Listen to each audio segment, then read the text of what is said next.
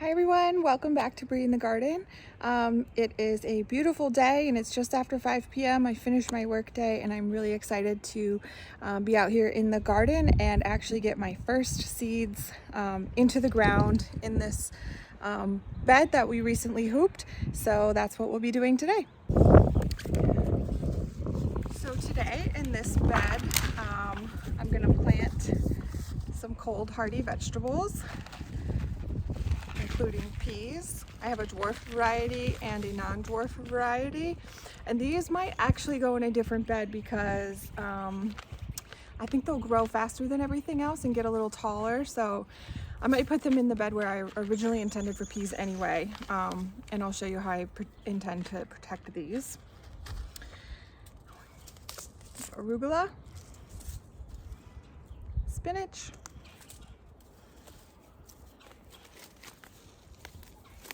some cold hardy lettuce, another lettuce, some kale, more kale, some radish, and just some more spinach. So according to my garden vision board, this bed really is ultimately intended for peppers, eggplant, and I had a bunch of sweet peas in there, but I might be moving the sweet peas anyway, so I really don't need this bed until it warms up a bit. So I am gonna plant a decent amount of it with some of these cooler season things. I might maybe do half of it now and then another succession in a few weeks, but I have, family members and such who would be more than willing to help me eat all of it. If I have too many radishes or lettuces, it won't be a problem because they would love to get their hands on some. So yeah, let's get started. Okay, so let's go ahead and get the bed uncovered.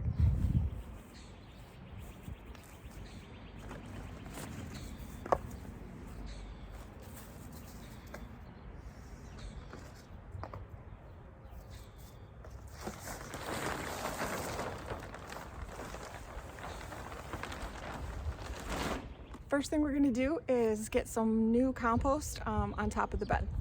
I've got a bag of composted manure and another bag of mushroom compost.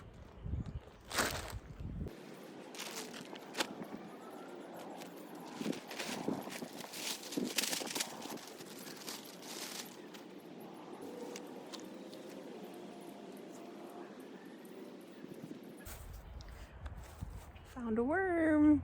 That's good news.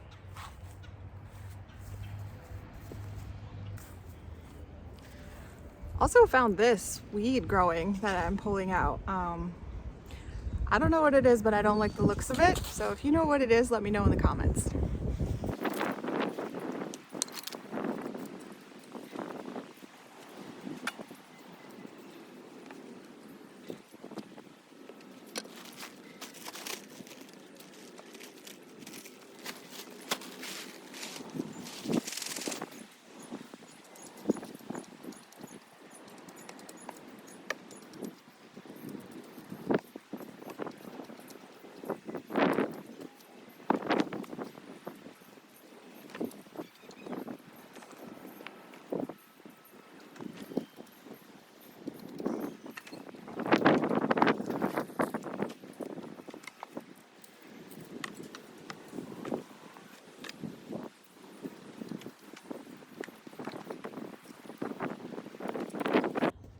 Okay, so I've got the bed prepared. I'm only gonna plant up half of it now, and I've got my seeds, so let's figure out how this is gonna go. We'll do a row of radish, followed by a row of arugula, and then we'll do some spinach, followed by another row of radish,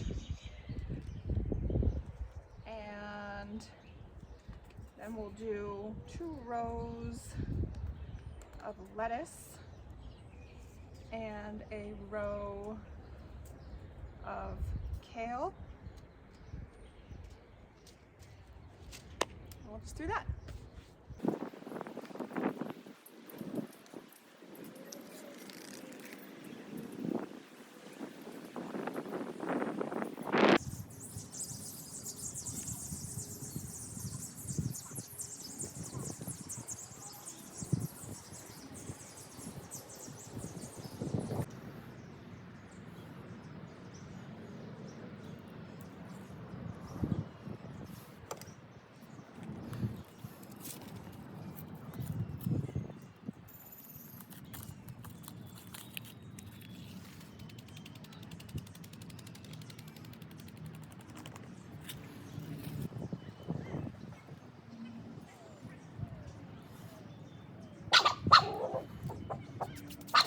Okay, so we've got it all planted and now it's time to just water it in.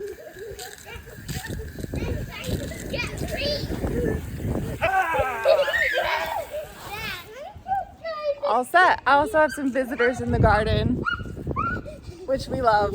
Okay, so all the seeds are planted and watered in. We had some fun visitors, my nephews, in the garden, but it's time to close up the bed.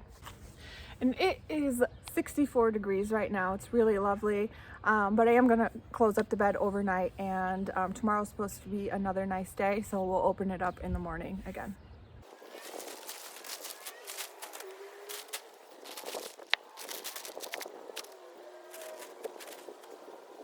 It is just such an exciting day here out in the garden because I have my very first bloom right here. I wasn't sure what it was going to be, but it looks like it's a yellow crocus this year, and that is just so cheery and exciting. It makes me really, really happy. There she is, beautiful. So I should probably get this bird netting off of here, but I'm nervous because it's worked so well. All the bulbs have survived, and I'm nervous if I take it off that the animals are gonna start invading, but I think I'm just gonna have to do it and see what happens. But look, we've got something else coming up there. So exciting. Yay. In other exciting news,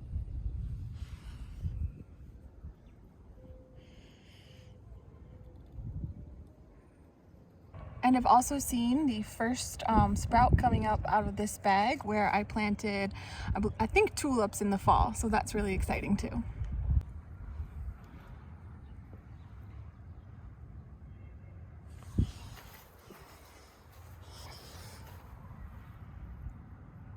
There's another one. And this may be the start of the mint coming back. I wasn't sure if it was going to come back in this pot, but look, we've got little green shoots coming back, so that's wonderful. And also just touch on the compost pile. My dad stopped by for a walk during lunch yesterday, and I put him to work. He turned over the compost here, and we turned over this one too. This one's really mainly topsoil because when I removed all the sod from the beds, we composted that there. So this one's more organic material compost, and this one's mostly topsoil. And then we've got some of the newer materials so that when we use one of these up, we'll put the newer materials back in there. But good to have that job crossed off the list.